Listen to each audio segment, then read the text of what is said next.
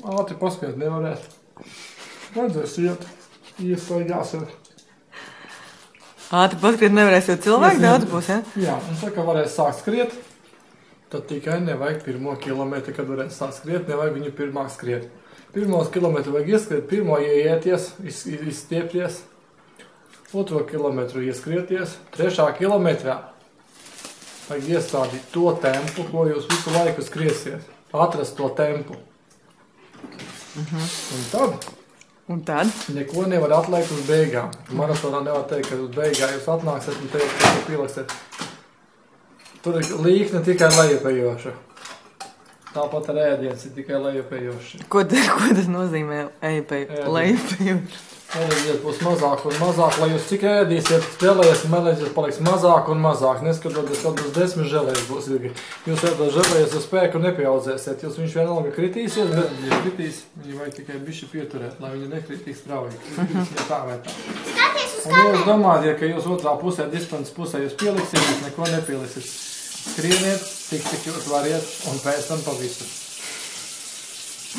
Vairāk nekādas pamācība nav. Un visu laiku, kur vien var atbrīvoties, kā vecams brīdams, visu laiku mēģināt taupīt enerģiju uz kaut kādiem pagriezieniem, uz kaut kādiem galvu, un mēģināt neatliek galvu, visu laiku pieliek galvu pie krūtiem, tad brīdī tas bišķi maina kāju stāvokli, līdz ar to arī var likt tādu atbrīvot, pamēģināt noliekt uz galvu uz priekšu un mēģināt tādu paskriet.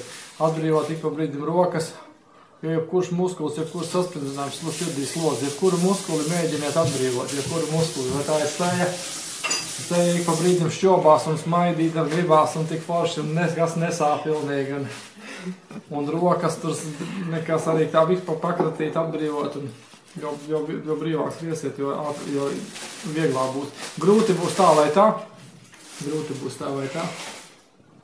Nav, ka vienam ir 26, vienam ir 32, bet tā kā jums būs 32, tad jūs sapratīsiet 3. daļa. Tikai nedomā 28. kilometrā, kad jūs esat noskrējis, jo nu jau ir 30, nu ir praktiski 10 palicis. Īstenībā 28. kilometrā ir palicis 14 kilometri. Un, kad jūs domājat, ka jūs noskrējat 40 un tad jūs esat mājās, vēl ir jānoskrien 2.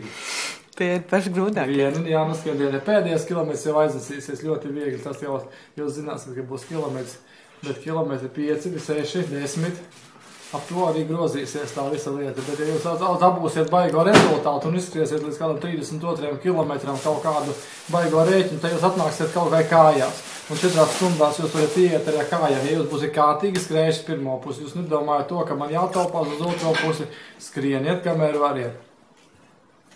Beigas mēs vienkārši novilksim, ja? Vienalga, jūs neko nepievilks, labāk, jūs vilksieties tā vai tā, bet beigas vienkārši, nepāriesiet uz Gran Turismo. Kas beigās jādara? Tā kā noskriets ir. Kas beigās jādara nekas. Jālūdz Dievs, lai nesaiet robotā nākošā dienā. Robots būs rokām, mugurei, pleciem, presē. Visam būs, un, protams, kājām.